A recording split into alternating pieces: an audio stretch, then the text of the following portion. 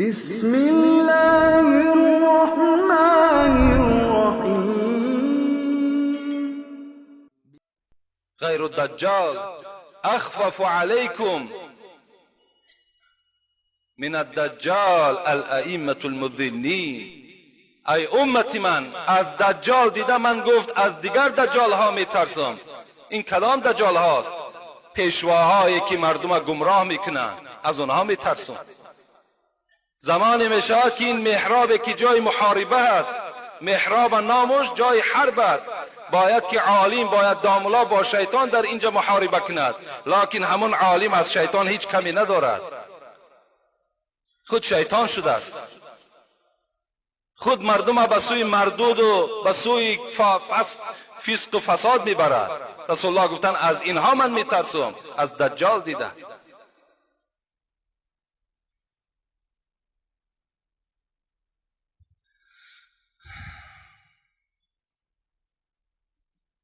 دجال رسول اکرم بیان کردند ظهور میکند از بین عراق و از بین دولت شام. امروز دولت شام دولت سوریه هست، سیریه میگیم ما و شما. از بین همین دولت شام و از بین دولت عراق این دجال میبراید. رسول الله گفتند وقتی که این دجال، این فساد کننده عالم میبراید، خیلی جوانی تنومنده هست و موی سر او جنگیله هست. دعوا میکند، میگوید من خدای یک و یگانه هستم و انه اعور. پیغمبر خدا گفتند ای امتان من، تمام شکل و خصلت‌های دجال را برای شما چنان معین و چنان خبر میدهم که هیچ پیغمبری مثل من بر شما خبر دادگی نیست. وقتی وی میبراید، جوان تنومند، مویهای سر جنگیله و پس سر او با روایت مسلم هم میآید که بسته شده است، مثل بعضی از همون مویهایی که از پس سر کاکل میکنند، بسته شده است. و وی دعوا میکند خداست، وی خدا نیست. انه اعور، وی کور است، یک چشمی راستش کور است. و ان الله لیس باعور، پیغمبر میگوید حالان که خدای شما کور نیست، این کور است. مکتوب بین عینی کافر، پیغمبر خدا گفتن بین دو چشمش با حرف های کلانی که خواه با سواد باشین خواه بی سواد باشین نویسانده شده است همین مرد کافر است. بر روایت دیگر می آید که 3 حرف نویسانده شده است، کاف، ف، ر، خودش کافر می دهد، تا که شما بشناسین این همان دجال است. دنیا را فساد می کند. هر محله که داخل می شود زنهای اونها را تجاوز می کند، فرزندهای اونها را گمراه می کند و به سوی خود دعوت می کند. اونها در حال قبول می کنند. گفت پیغمبر برای چی؟ برای که در پهلوی راستش میگه جنت دارد، در پهلوی چپش میگه دوزخ دارد. مثل که شما امروز آینه نیلگون را نظر میکنین، تمام صورتها را میبینین، در پهلوی وی میگه آشکارا شما همون باغهاش و در این طرف عذاب آتش میبینید. کسی که ایمان نمی آرد در دوزخش میپرتاید، کسی که ایمان می آرد و در جنتش میپرتاید. پیغمبر خدا گفتند شما همان دوزخش اختیار کنید و جنت است، شما همون دوزخش اختیار کنید و جنت است، جنتش اختیار نکنید که وای دوزخ است. اگر شما بخواهید، گفت امت من، از این مکر و اصلا دجال گفته چی را میگویند؟ من برای شما لغت دجال، فریبکار، فریبگر، مکار، شیطان را دجال میگویند. در ما و شما دجال های زیاد برآمد. مردم از راه اسلام و خدا ترسی پس گرداندند، اونها هم دجالا بودند.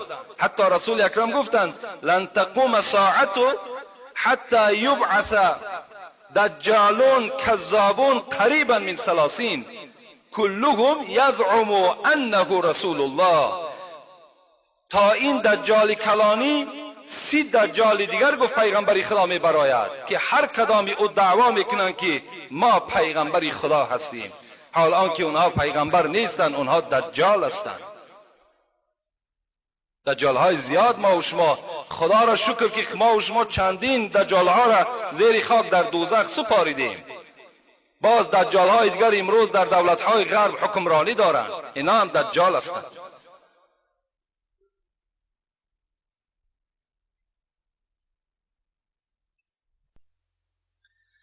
پیغمبری خدا گفتند دوزخش اختیار کنید و جنت است. مغیره میگوید هیچ کس مثل من از پیغمبری خدا در باب دجال بسیار سوال نمیکرد. از او پرسان کردم پیغمبری خدا، میگویند دجال همراه خود یک کوه پر از غذا و نان دارد، آیا حق است؟ گفت بله حق است. وای به منزله یک کوه چی دارد؟ از غذا، از خوردنی ها دارد. هر قبیله و هر محله که ایمان میارد از این غذا بر اونها عطا میکند. مثل امروز ما و شما را یاردم ها میتن. بعضی یاردمی که خالصانه و بشردوستانه باشد میلش، لکن یاردم هایی که برای تبلیغ دین نصرانی و دین یهودی باشد او حرام برای ما و شماست. خدایا از این ما به سوی تو پناه طلب میکنیم. کوهی از غذا دارد. ایمان میاری مرحمت گیر، ایمان نمیاری در دوزخ قتل میکنن میپرتاید. هر جایی که ایمان میارد میگد اون سرزمین همه سبزگار میشود، تمامی میوه ها میوه میاندازند. دجال آسمان امر میکرده است ببار، میباریده است. زمین را میگفته است برویان.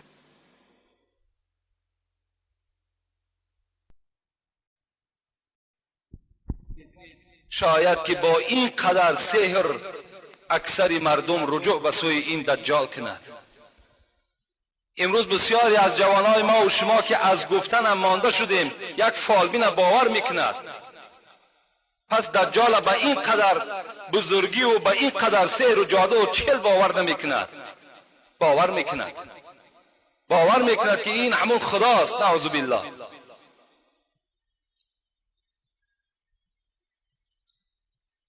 وقتی میگد به پیش یک ساحل میگذرد، به پیش یک دریا همین دجال میگذرد، چی میگفته است؟ اخرج کنوزکی، ای دریا چیزی که در داخلت از دولت و سولت و چیزهای قیمت بها داری همش بیرون بردار. همش بیرون برداشته میشده است. از پسش میگد مثل سگی که از پس صاحبش میرود، مثل از پس دجال همین تمام دولت و سولت حرکت میکرده است. این سحر بین، این حالت ببین.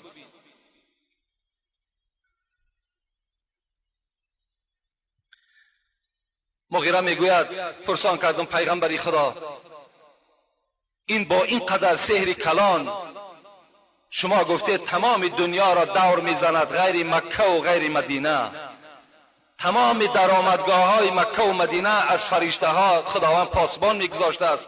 این بدبخت در این دو شهر پاکیزه داخل شدن نمیتونسته است، دیگر تمام جا در داخل میشده است.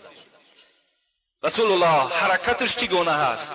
پیغمبر گفتند چگونه که از پس یک ابر بهاری باد سخت میوزد، ابر چگونه حرکت میکند، این دجال حرکتش همچنان است.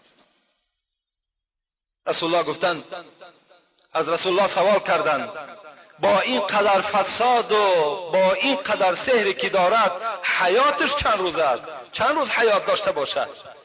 رسول الله گفتند 40 روز. همگی 40 روز در روی دنیا گفتیم باقی میماند. برادرای عزیز این افسانه نه، این حکایه نیست. این حقیقت است از پیغمبری صادق، از پیغمبری که خداوند در سوره نجم او را بیان میکند و ما ینطق عن الهوى ان هو الا وحی یوحى. این محمدی که در بین شماست هیچ سخن نمیگوید تا اگر من بر او کس فرمان ندهم. این پیغمبر سخنی مرا میگوید و افسانه برای شما نمیگوید. 40 روز گفت در روی زمین حیات دارد، تا که رسول الله بیان کردند یکم روزش گفت مثل سال است. یک روزی اولش گفتند مثل گویا که یک سال، چگونه ای که ما و شما 365 روز در یک سال حیات داریم، مثل همین دراز میکشد. دویم روزش پیغمبری خدا گفتند مثل یک ماه است. سیوم روزش گفتند مثل یک هفته است. باقی 37 روزش مثل روزهای ما و شماست. گفت همگی حساب کردم 1 سال و 2 ماه و 14 روز را تشکیل میداد است.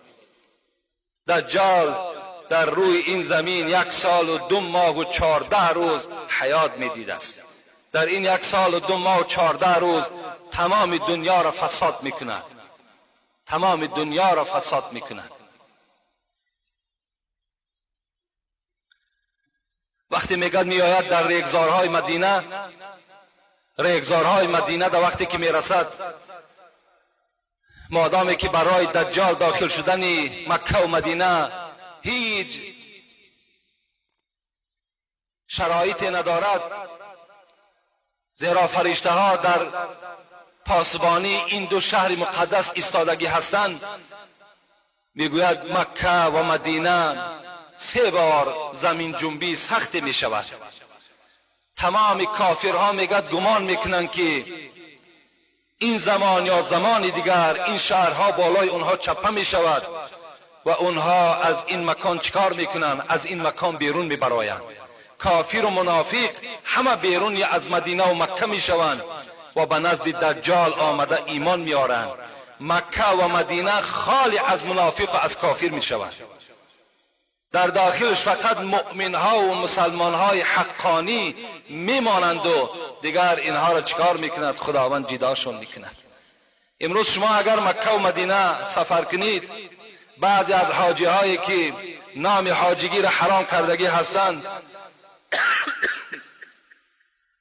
اونها را میبینیم که در این سرزمین های مقدس با همون عملهای منافقی و کافری خودشان با تمامی کردارهای ناخوب دست زده ایستادند، لیکن ما و شما آنها را نمیشناسیم کدامش کافر کدامش منافق است.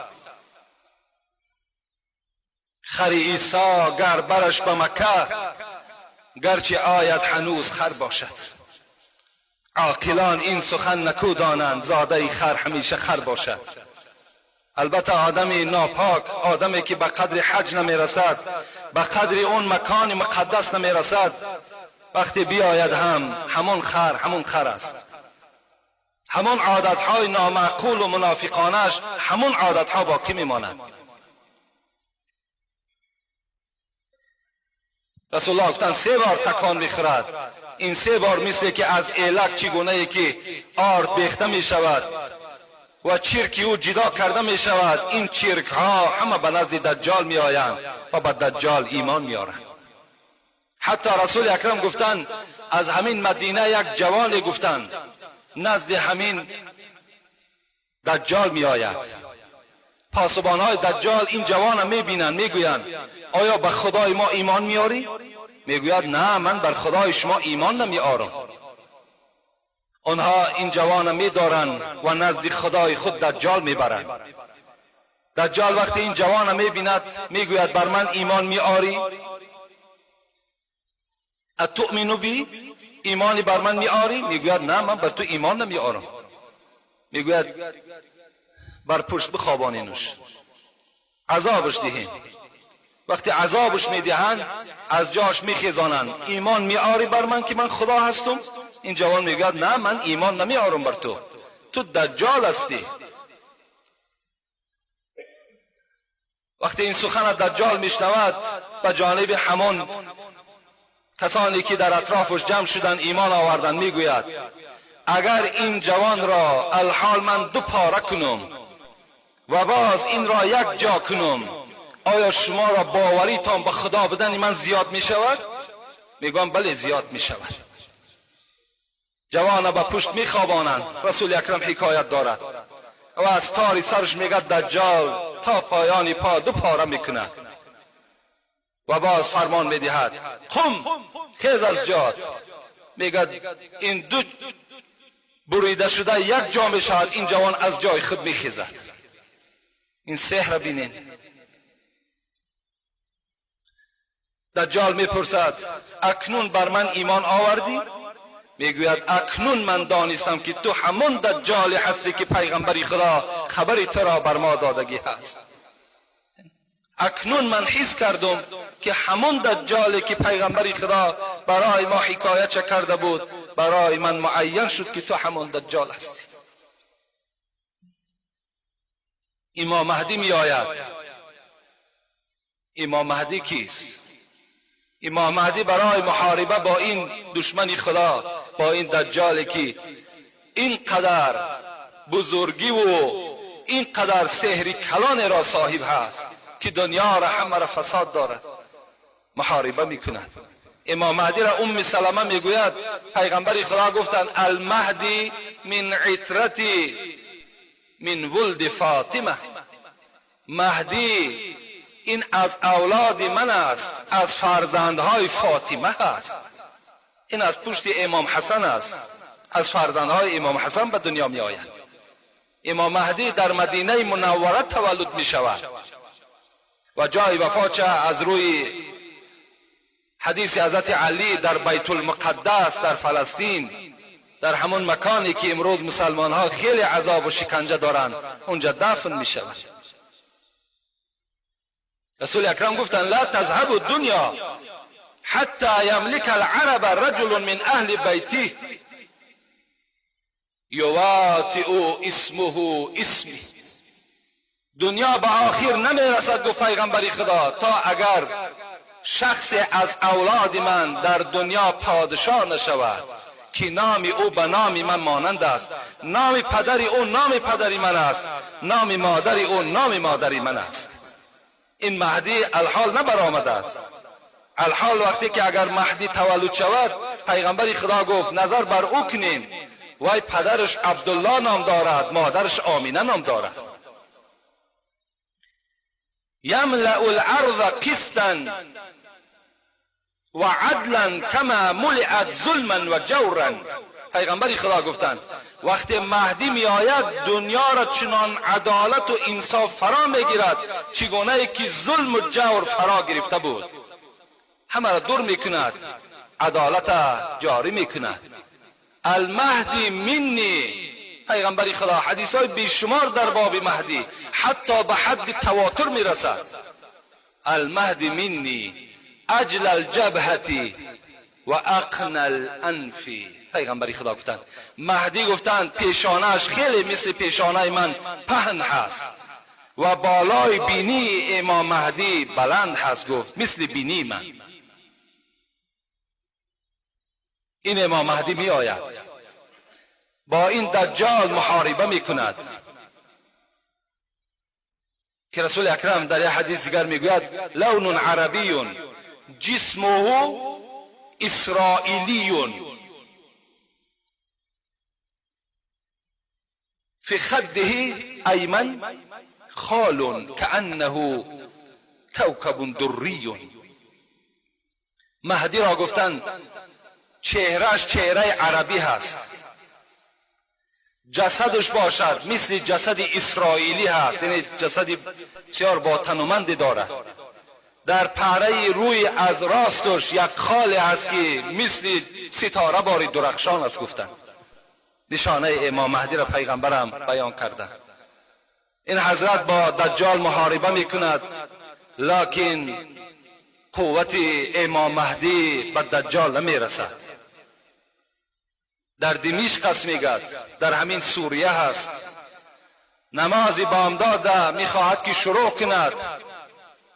این زمان میگد از جانب شرق یک روشنی را میبیند که در شانه دو فرشته دستهای عیسی گذاشته شده و پایان دمشق شده ایستاده است.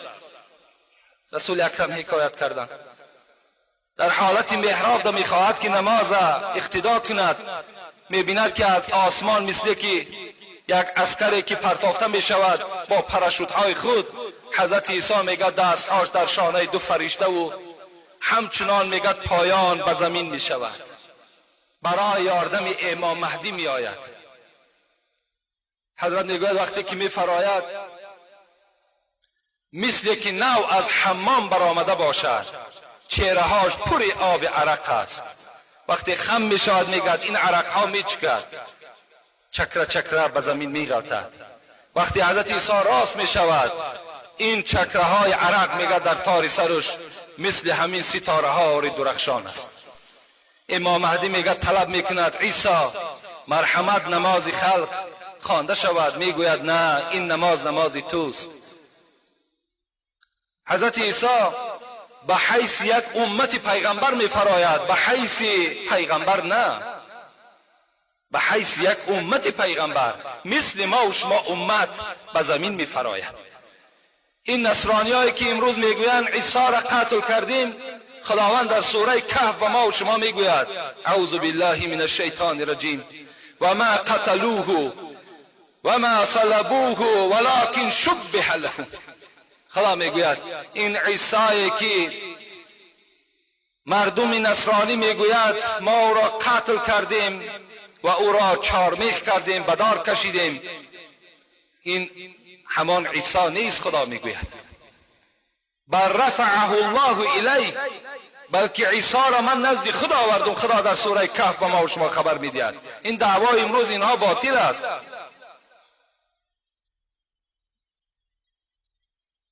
وقتی که میگد حضرت عیسی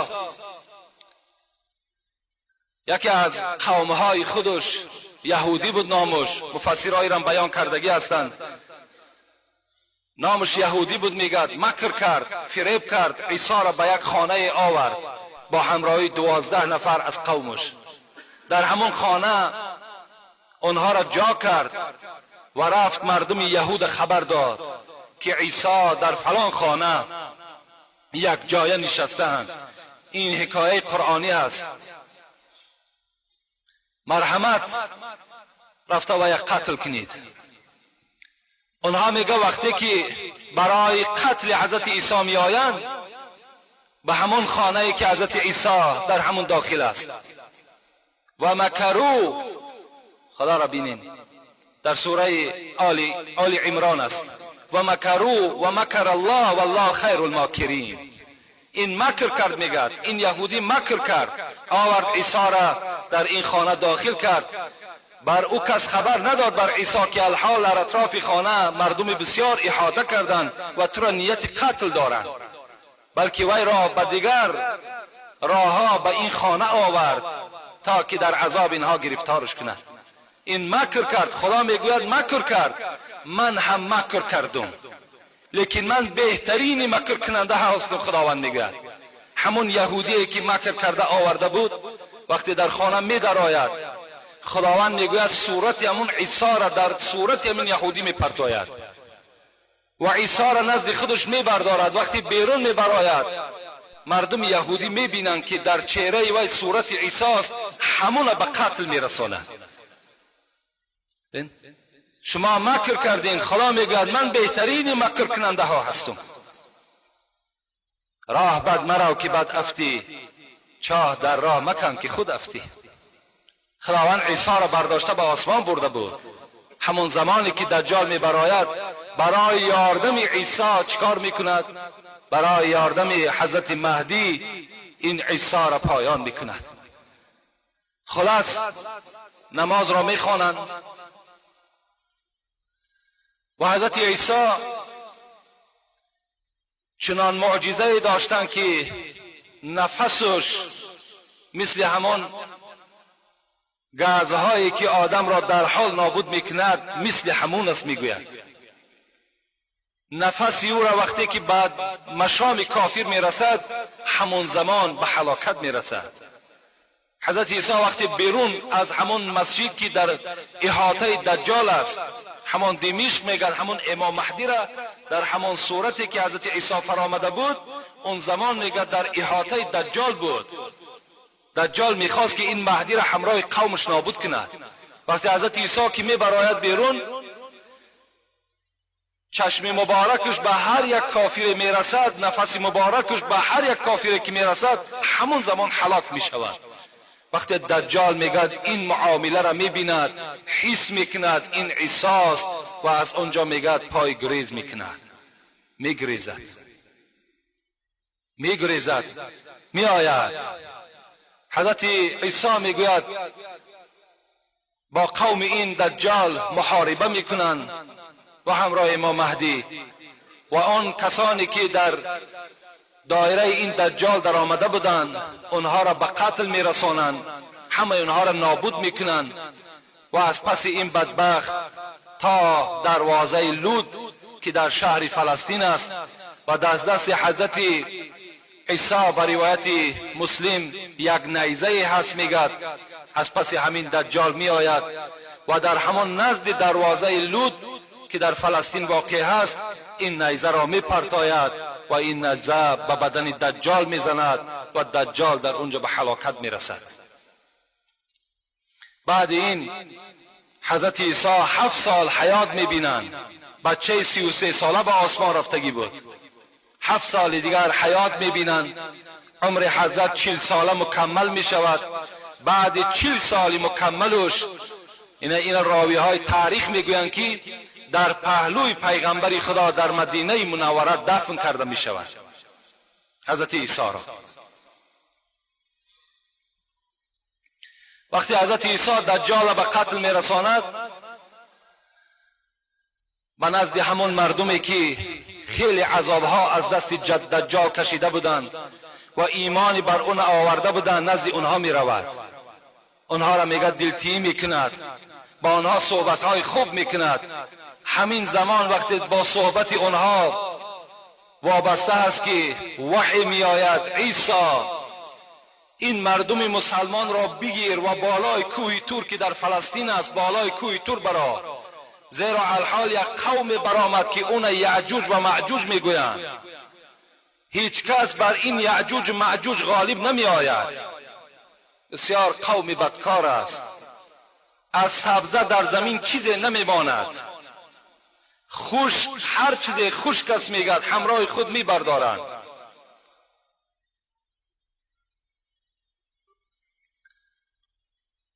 حضرت عیسی این قوم میگیرد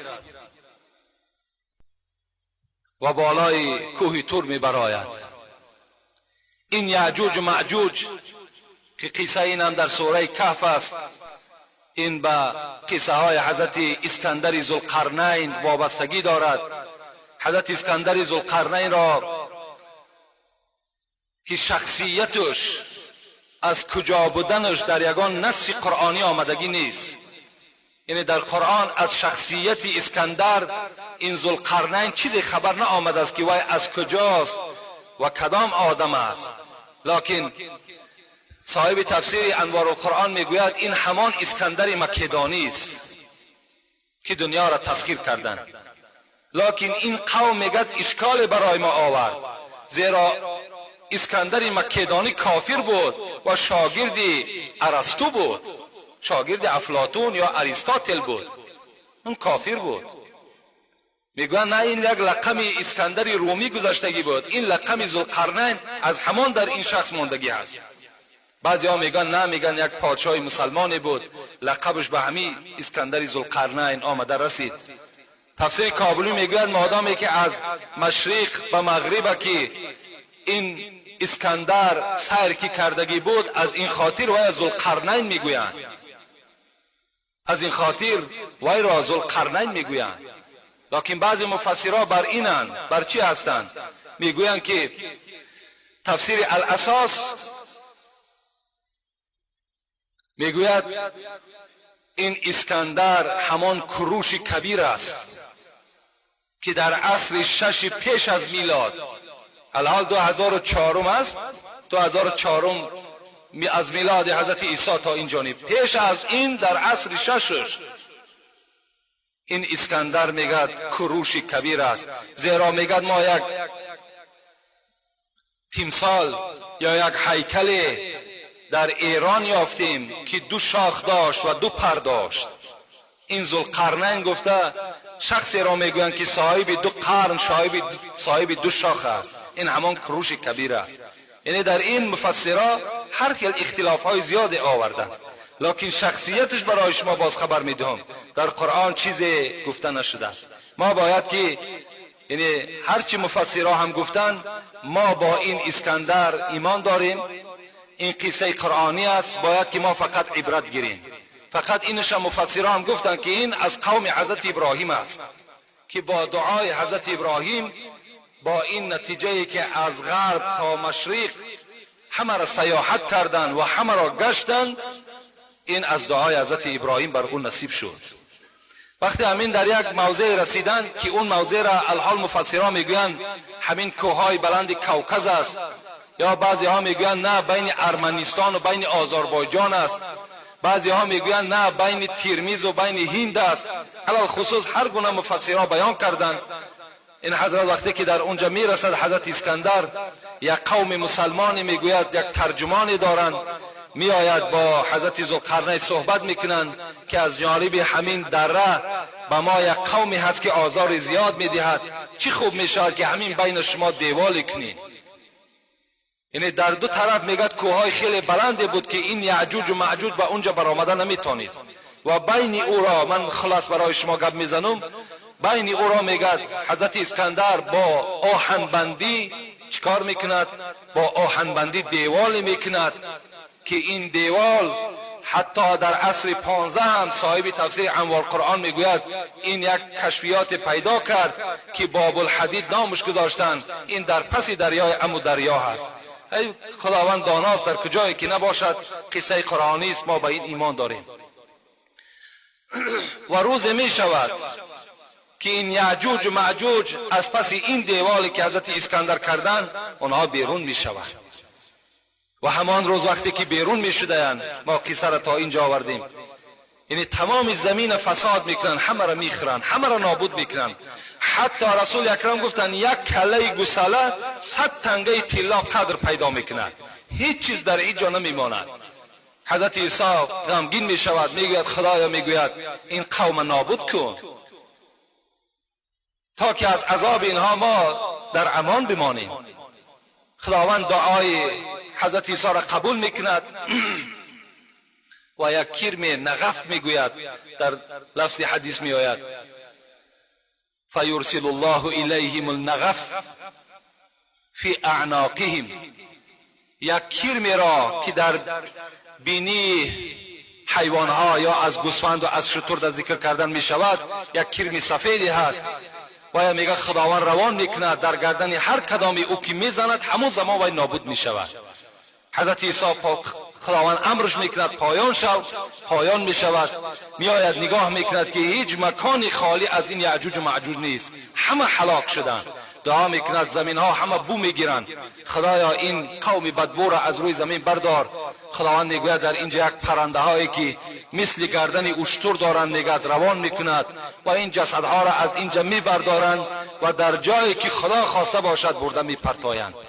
و بعد این گفتند پیغمبری خدا چنان سیری و چنان پوری می شود که حتی یک دانه انگور برای یک محله کفایت میکند. رسول الله گفتند یک گاو شیرته گفتند برای یک قشلاق کلان شیرش کفایت میکند. اینقدر سیری می شود.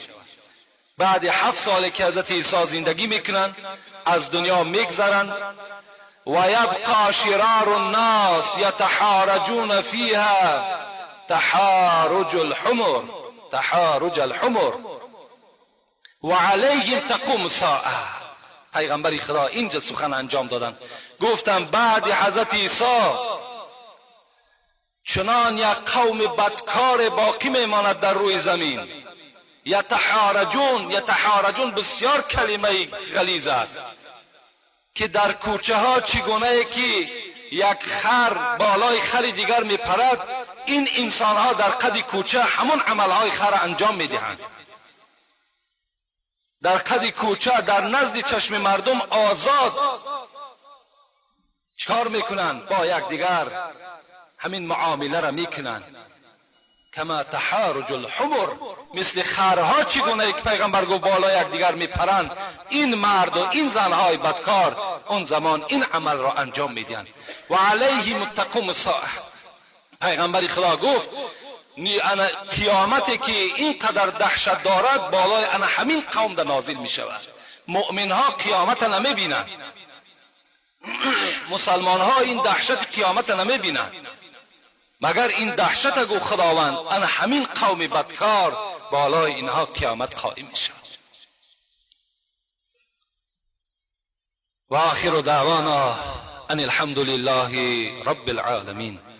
فکر میکنم البته اگر چند مختصر در این بابم برای شما صحبت ها کردیم، لکن باز گشته میگم برای شما، میگویم که اینها یگان افسانه نبودند، بلکه اینها به خودشان حقیقتی دارند. اینها را پیغمبر خدا برای ما و شما خبر دادند که زمان می شود که این گونه علامت ها ظاهر می شود و بعد این چی می شود؟ قیامت قائم می شود.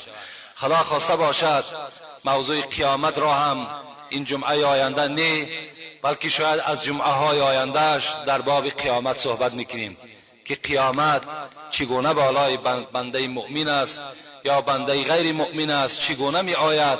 انشاءالله از حالت اونها هم خدا اگر به ما و شما عمر داده باشد البته حکایت میکنیم. خداوند عاقبت همه ما و شما را به خیر بگرداند.